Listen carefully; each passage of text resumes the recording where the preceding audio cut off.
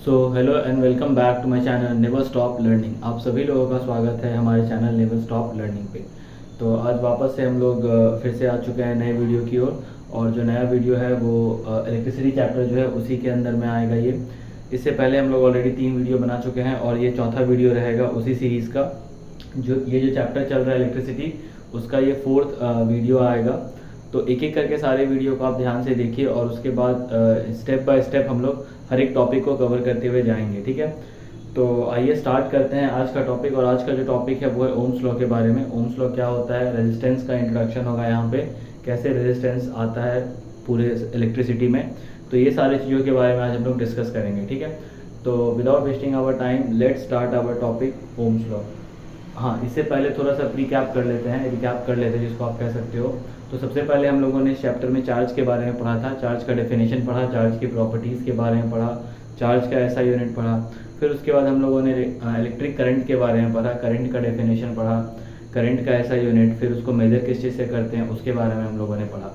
After that हम लोगों ने क्या पढ़ा, आफ्टर दैट हम लोगों ने पढ़ा कि पोटेंशियल क्या होता है, इलेक्ट्रिक पोटेंशियल क्या होता है, पोटेंशियल डिफरेंस क्या होता है, और उसके बाद पोटेंशियल डिफरेंस को किस इंस्ट्रूमेंट से मेज़र करते हैं उसके बारे में हम लोगों ने पढ़ाई किया। अब हम लोग इसी टॉपिक में नेक्स्ट टॉपिक जो है आपका इलेक्ट्रिसिटी चैप्टर का वो है ओम्स लॉ। और ये one of the most important topic है ओम्स लॉ, जो कि आपके बोर्ड्स में भी आता है और इससे डायरेक्ट क्वेश्चन आता है बोर्ड्स में। तो इस टॉपिक को बहुत ही ध्यान से देखिएगा। तो ओम जो थे वो एक साइंटिस्ट थे। चलिए स्टार्ट करते हैं टॉपिक को।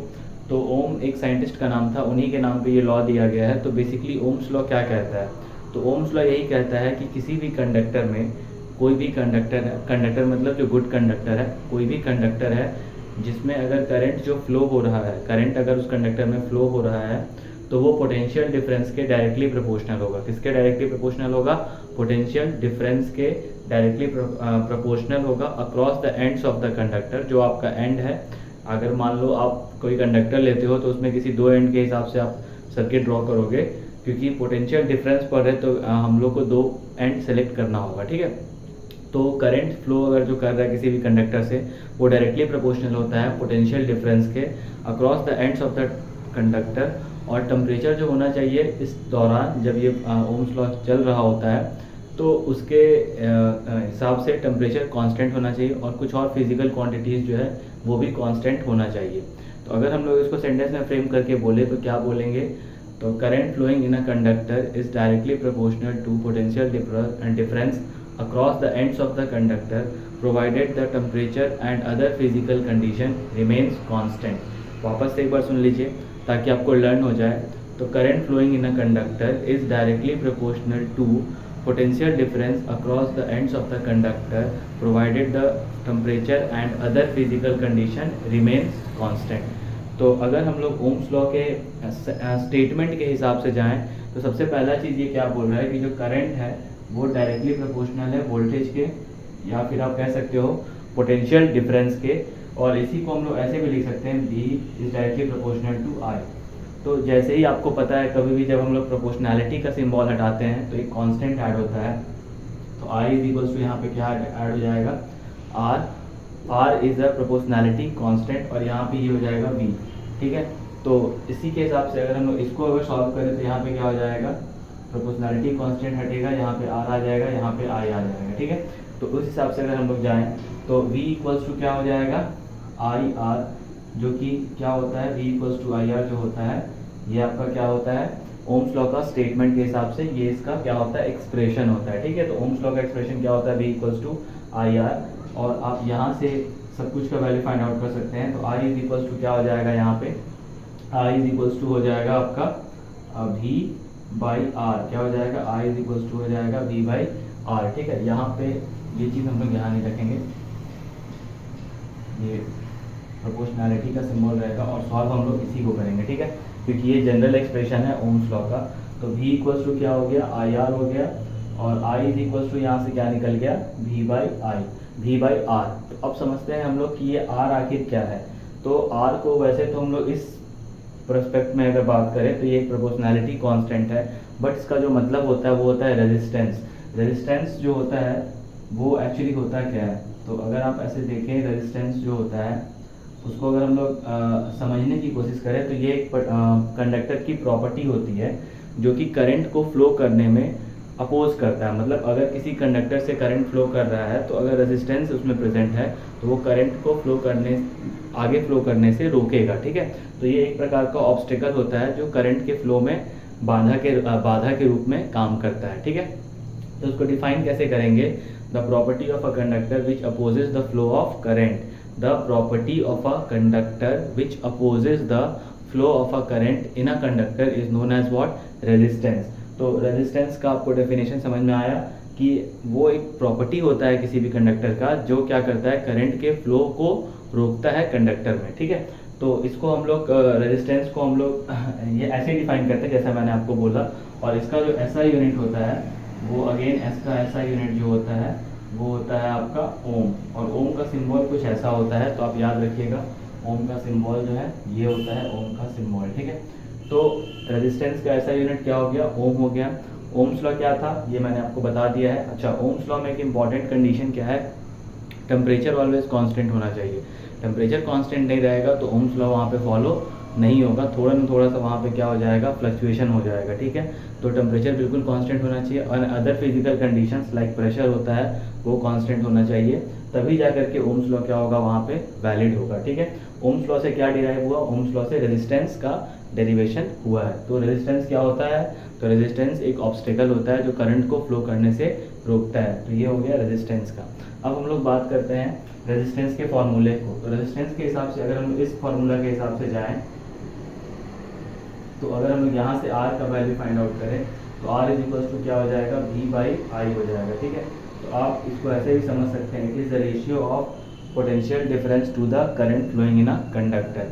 अब हम लोग को बात करना है कि डिफाइन 1 ओम। क्या बात करेंगे हम लोग? डिफाइन 1 ओम। तो 1 ओम क्या होता है उसको डिफाइन कैसे करते हैं तो समझ लेते हैं यहीं पे कि 1 ओम को कैसे डिफाइन कर सकते हैं।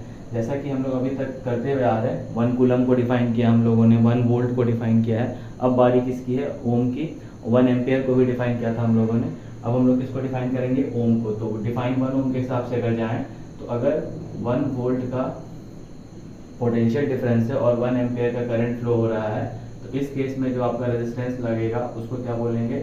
1 ओम बोलेंगे। ये हो गया फॉर्मूला के हिसाब से डेरिवेशन, मतलब डेफिनेशन 1 ओम का। बट अगर हम लोग सेंटेंस में फ्रेम करके लिखेंगे तो क्या लिखेंगे? तो आइए मैं आपको लिख करके दिखाता हूँ कि डिफाइन 1 ओम क्या होता है। तो 1 एम्पियर को 1 ओम को कैसे डिफाइन करेंगे तो आइए देख लेते हैं 1 ओम को कैसे डिफाइन करते हैं। तो resistance of a conductor is said to be 1 ohm if a potential difference of 1 volt. ध्यान रखिएगा यहाँ पे 1 वोल्ट का भी बात हो रहा है जो मैंने आपको फॉर्मूला में लिख के बताया था। तो if a potential difference of 1 volt across the ends of the conductor makes a current of 1 ampere, again 1 volt by 1 ampere जो मैंने आपको बताया था। तो if a potential difference of 1 volt across the ends of the conductor makes a current of 1 ampere to pass through it। अगर किसी भी conductor से 1 वोल्ट का पोटेंशियल डिफरेंस है अगर दो एंड्स के बीच में और वहाँ से 1 एम्पियर का करंट पास हो रहा है तो उस केस में उस सर्किट का जो रेजिस्टेंस होगा वो कितना होगा? 1 ओम होगा। ठीक है, तो 1 ओम इसी को हम लोग कहते हैं। अच्छा, अब आ जाता है ओम्स लॉ के बेसिस पे दो चीज़ जो बहुत इंपॉर्टेंट है। एक होता है आपका ओमिक कंडक्टर, एक क्या होता है? ओमिक कंडक्टर, और एक क्या होता है? नॉन ओमिक कंडक्टर, और दूसरा क्या हो जाएगा? Non ohmic conductor.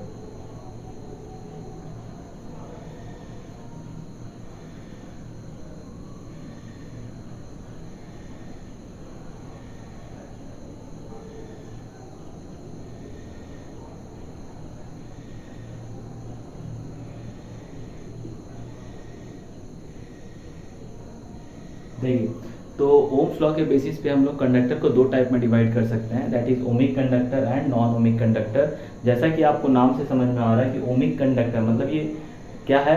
तो the conductor which strictly obey the Ohm's law. Ohm's law के नियम या ओम्स का जो नियम है या फिर ओम्स का जो लॉ है उसको अगर कोई कंडक्टर स्ट्रिक्टली फॉलो करता है तो उसको हम लोग ओमिक कंडक्टर बोलेंगे।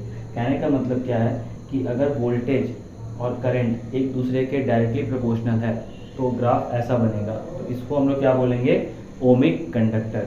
लेकिन अगर नॉन ओमिक की बात करें तो आप देख रहे हैं ये जिगजैग लाइन बना हुआ है। जिगजैग लाइन कहने का मतलब ये कहीं पे ज़्यादा हो रहा है, कहीं पे कम हो रहा है, वापस कहीं पे ज़्यादा हो जा रहा है। तो मतलब ये वोल्टेज और ये करंट जो है वो क्या है, एक दूसरे के डायरेक्टली प्रोपोर्शनल नहीं है। यहाँ पे वाई एक्सिस को वोल्ट से रिप्रेजेंट किया गया है और एक्स एक्सिस को करंट से रिप्रेजेंट किया गया है। सेम इसके लिए भी है, और दोनों में डिफरेंस क्या है कि एक ओम्स लॉ को फॉलो करेगा और दूसरा ओम्स लॉ को फॉलो नहीं करेगा। जो ओम्स लॉ को फॉलो करेगा उसको हम लोग ओमिक कंडक्टर बोलेंगे, जो ओम्स लॉ को फॉलो नहीं करेगा उसको हम लोग नॉन ओमिक कंडक्टर बोलेंगे, ठीक है।